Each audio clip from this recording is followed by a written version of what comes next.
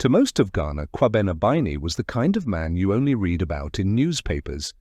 A self-made millionaire, entrepreneur and philanthropist who claimed to have risen from the trenches of poverty to the top floors of East Legon mansions. He was always on television. His name was tied to hospitals, youth programs, boreholes in remote villages, and even a few orphanages. On paper, he was the dream citizen, the kind of man every politician loved to be seen with. Women praised his generosity, and men admired his success. But behind that expensive smile was a predator. Kwabena didn't need to chase women. They came to him. Or so it seemed.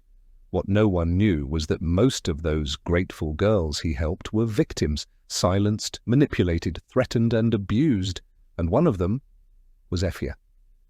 At just 16, Effia was a brilliant girl from Nima. She was sharp, respectful, and full of dreams. Her mother sold boiled maize at the roadside and took cleaning jobs to support her. They didn't have much, but they had each other. One day, after school, Effia came home to find her mother beaming with excitement. "Effia, I've written a letter to that big man, that Biney man, the one who helps girls go to school." Effia blinked. "Hey, Mummy, what if he doesn't reply?" Her mother shook her head. "We have to try. You're too smart to rot in this house." Weeks passed. Then the call came. Biney's assistant, a soft-spoken woman, invited them to his office in East Legon. When they got there, Effia was amazed. The place looked like something from a foreign movie. Air-conditioned reception, glass walls, gold frames. Everyone wore suits and walked with Bluetooth earpieces. Kwabena came out of his office wearing a crisp white shirt and smiled warmly at them.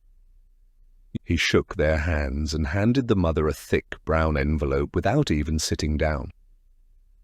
"Here," he said. "This is to support your business for now. I want to have a word with Effia privately. Don't worry. Just 10 minutes.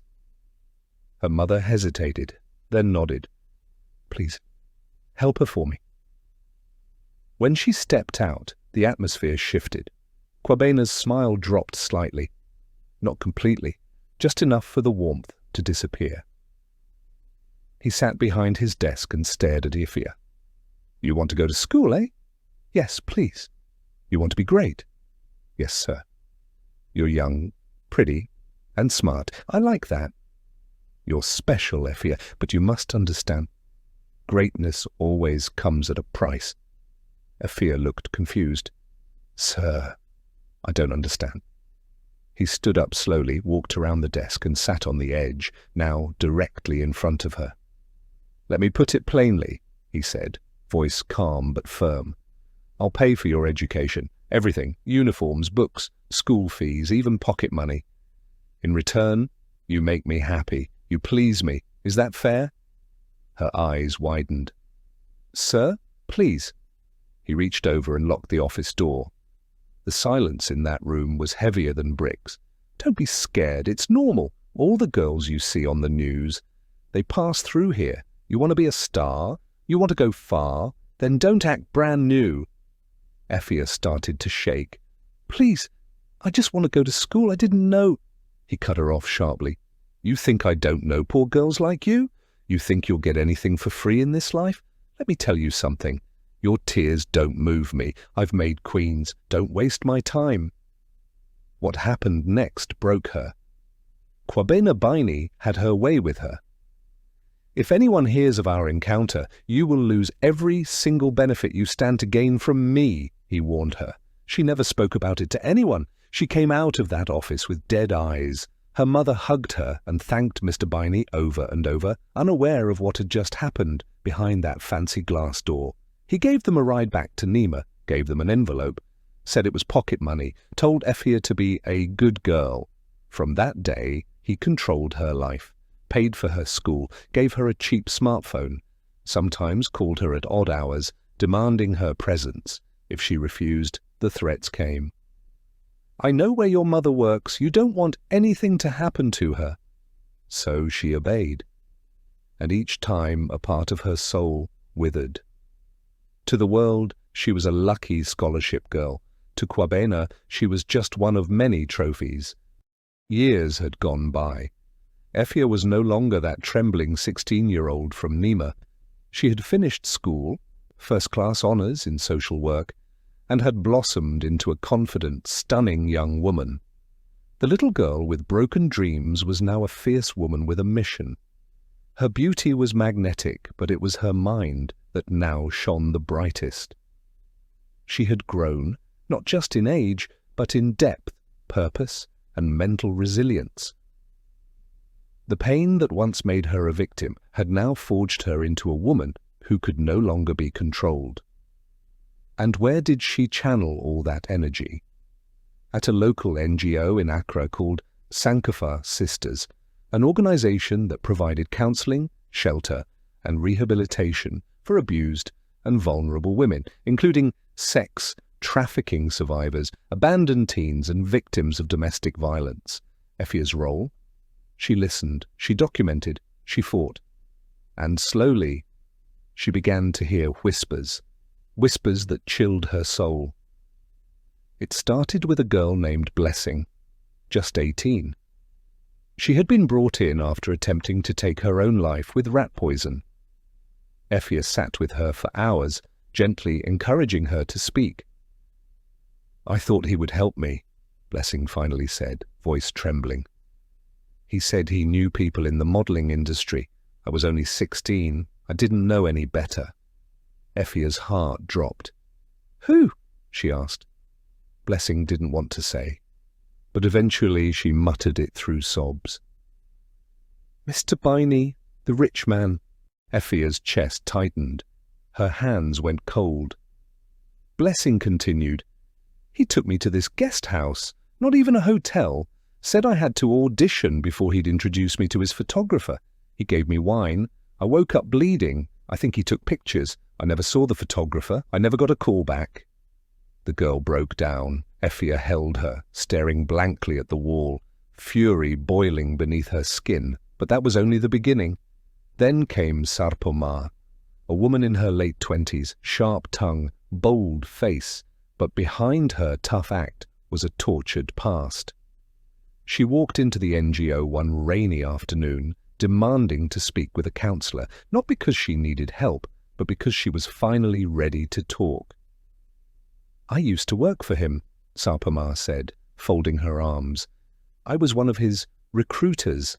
I'd go to the universities, the SHS awards programs, looking for pretty, desperate girls." Effia's stomach turned. "You worked for Kwabena Biney?" Sarpoma nodded.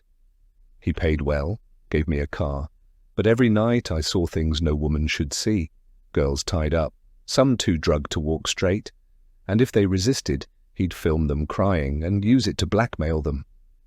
Effia asked, "Why didn't you stop?" Sarpoma looked away, ashamed. "Because I was once like them, and I thought this was the price for power." There was a pause. Then she whispered, "I know at least 2 girls who disappeared. One of them, I think she died." And then came Efua. Efua didn't cry. She didn't speak. For 2 weeks, she said nothing at all. She had been rescued from a brothel in Kasoa, where she was found bruised, starved, and afraid of cameras. One night, Effia sat beside her, held her hand, and said gently, "You don't have to tell me everything. Just tell me who hurt you." Efua opened her mouth, her lips dry, and whispered 2 words. "Daddy Biney." Effia froze. Efua's voice was hoarse. "He kept me in a small room for weeks, no windows, no phone. He would come, do what he wanted, and leave. Said I owed him for paying my mother's hospital bills. I begged him to stop. I begged." That night, Effia wept in silence. Her rage had matured, no longer just for herself, but for every girl who had been dragged into the shadows of Biney's empire. In a dusty box hidden at the back of the NGO's storage room, Effia found it, a forgotten folder from an old volunteer who had left 2 years ago. Inside were handwritten testimonies from anonymous girls who had stayed at the shelter over the years. 3 separate cases. Different years. Different towns. Same name. Same pattern. same monster. Kwabena Biney. It was no longer a coincidence. It was a network of abuse carefully hidden under money, charity, and fake smiles.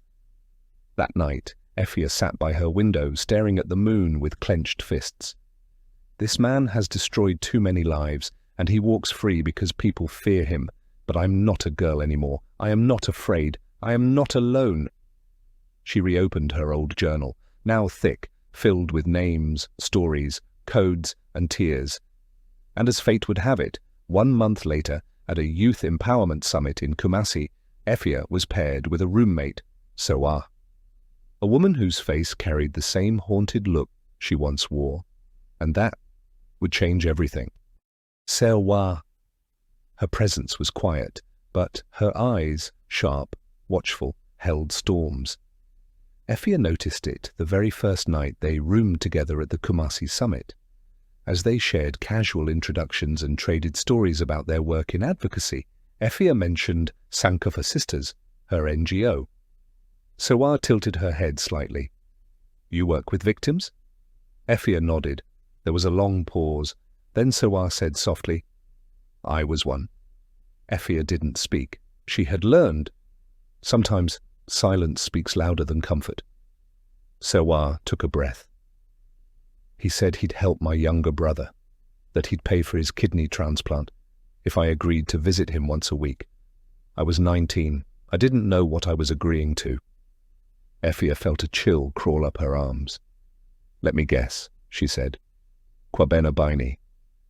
Serwaa's eyes narrowed, sharp with memory. "You know him?" Effia nodded slowly. "More than I ever wanted to." That night, the bond was born.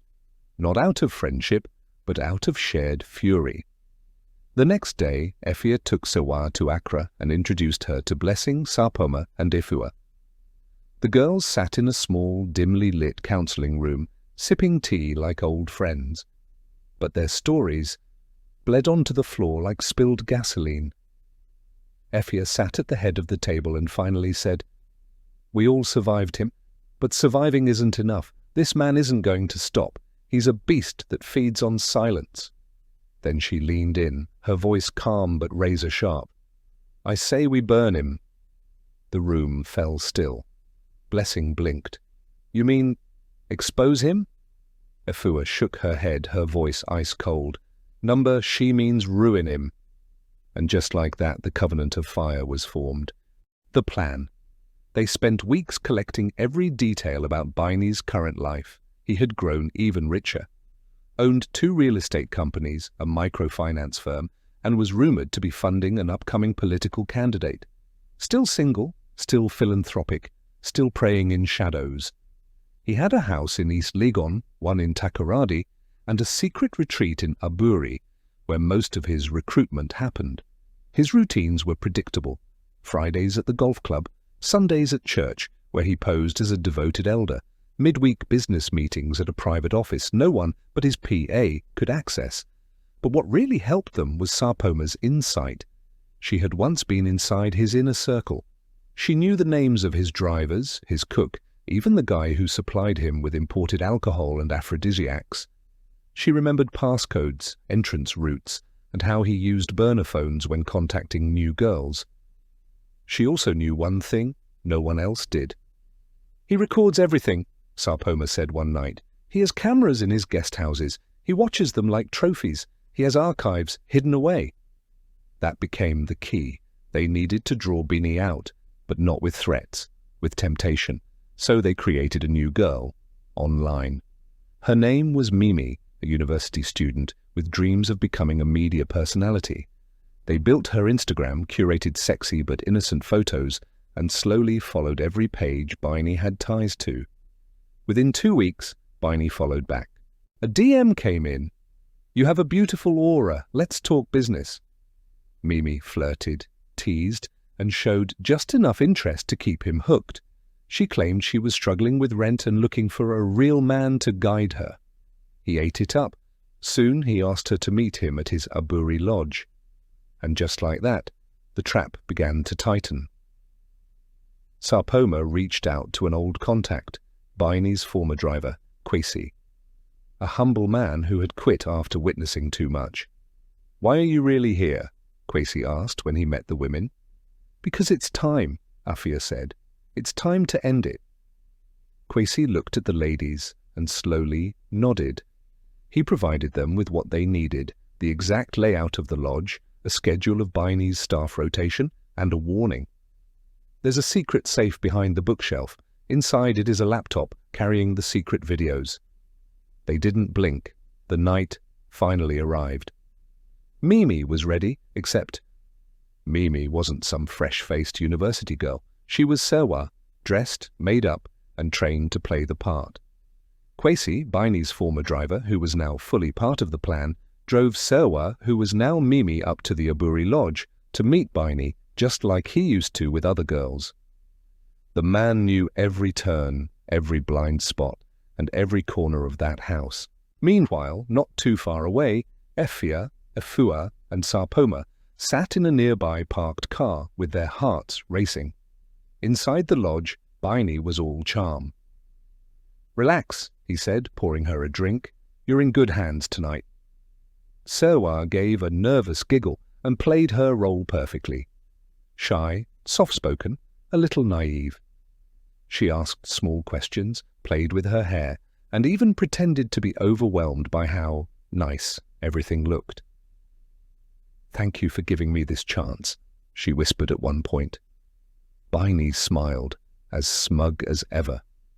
"You're special. I can see that already." After a while, he excused himself to get changed. "Don't go anywhere," he said with a wink. The moment he disappeared into the bedroom, Serwaa moved. She walked quickly but silently to the bookshelf Kwesi had told them about. A dusty shelf near the back wall with rows of old books no one ever touched. She pulled it gently aside, and just like Kwesi said, there it was, a small safe. She opened her purse, pulled out the spare key Kwesi had given her, one he had secretly duplicated back when he still worked there. Click. The safe opened with no resistance. Inside was a small laptop, worn out, dusty, but still blinking with a faint light. She pulled it out, flipped it open, and there it was, a single folder sitting right in the middle of the screen. "Private, do not open," it read. That was it. That was what they had been waiting for. She reached into her purse again and brought out a small pen drive. Hands slightly shaking, she slotted it in and began copying the folder. No passwords, no firewalls. Biney never imagined anyone would get this close. The files were all video recordings, dozens of them, different girls, different dates, all shamefully labeled like some twisted trophy collection. And now they had them all. The transfer took less than 3 minutes. She slid the laptop back into the safe, closed it quietly, returned the bookshelf to its place, and slipped back onto the couch just in time for Biney to return in his robe. "Hope I didn't keep you waiting too long," he grinned. Serwaa smiled. "Actually, I just remembered. I started my period. Bad timing." He frowned, clearly disappointed, but waved it off. "Well, it happens." She gave him one last innocent smile, picked up her purse, pen drive safely hidden inside, and left the lodge like nothing had happened.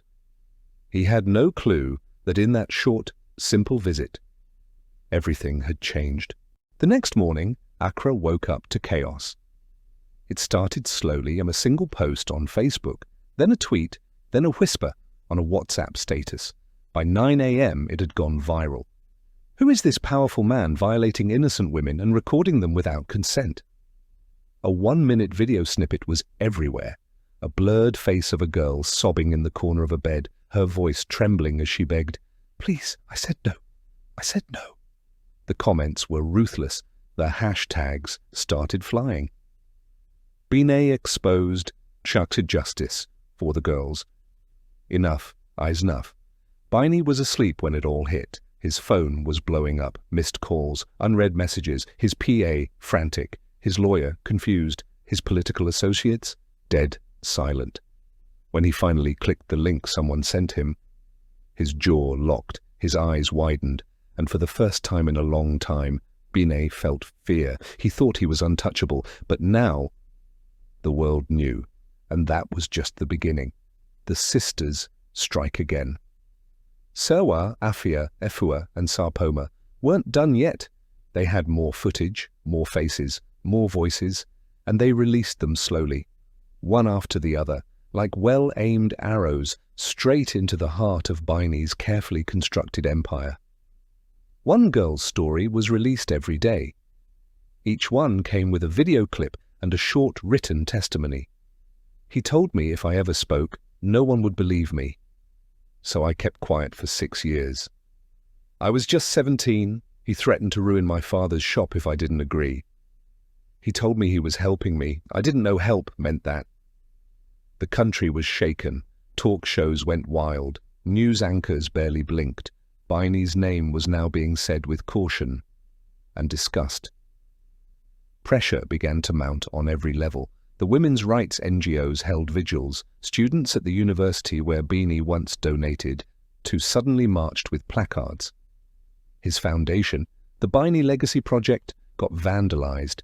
Even his driver, Kwesi, stepped forward, anonymously at first, sharing how he had watched girls come in and never leave the same. And all this time, Biney tried to fight back. He called his lawyer. "Sue them for defamation," but his lawyer only sighed. "There are videos, sir." He called some journalist friends to pull the stories down. They said, "You don't control the news anymore. The people do." He even tried to release a statement. "These are fabrications. Enemies are trying to destroy me." But no one believed it. Not anymore. And behind the scenes, the 4 women watched it all unfold quietly. No parades, no interviews, no public praise, just the quiet satisfaction that justice, at last, was speaking. They had done what the police wouldn't, what the courts had refused, what the world had been too blind to see. And now, Biney was burning in the ashes of his own evil. Biney went into hiding. His plush East Legon mansion was no longer a fortress. His phones went silent. His political allies vanished. Not even his wife, who had long turned a blind eye, came to his defense. He sat alone in a guest house somewhere in the hills, watching his entire empire collapse, one YouTube video, one trending hashtag at a time. Then the knock came. Boom, boom, boom. "Mr. Biney?" a voice called. It was the CID. He opened the door, not like the lion he once was, but a man defeated. "Please come with us." The trial began a few weeks later. It was the most watched event in the country. Cameras outside the courthouse, social media buzzing with every update. The prosecution came in fully loaded. They had video evidence, witness testimonies, old complaints that had mysteriously vanished, even girls who had fled the country but were willing to testify via Zoom. And then came the moment that broke him. Serwaa, now bold, composed, unshaken, took the stand. She stood there in her black and white dress, her voice calm, her eyes steady. "I was 16. He told me I was beautiful. He said he could change my life. He changed it, yes, but not the way he promised." The room was dead silent. Some in the audience wept. Biney could not meet her eyes. The verdict, the judge didn't take long. Guilty on all counts: sexual assault, illegal recordings, blackmail, witness intimidation, 25 years in prison, no bail, no appeal, immediate custody. The once powerful, untouchable Biney was escorted out in handcuffs, head down, no words, no fight left in him. The cameras caught everything, the entire nation watched, and when the cell door slammed behind him, it echoed across every street, every home, every corner of the country. Full circle. Months later, the sisters met again at the very same cafe where it all started. No disguises this time, no whispered plans, just 4 women sipping tea, laughing softly, breathing freely. Effia had started a podcast to help women tell their stories. Sarpoma had written a book. He called it Love. Efua had become a counselor for young girls in university. And Serwaa, she was rising fast in the NGO world, now known as a fierce advocate for survivors. They didn't toast champagne, they didn't celebrate like warriors, They simply sat there, strong and quiet, the way only those who've walked through fire and survived can. And Serwaa, watching the sunset, said softly, "We didn't just get justice, we made sure he could never hurt another girl again." The others nodded, because Biney was no longer a king. He was just a man, finally caged, finally exposed. And the world would never forget what four sisters, united by pain and courage, had done.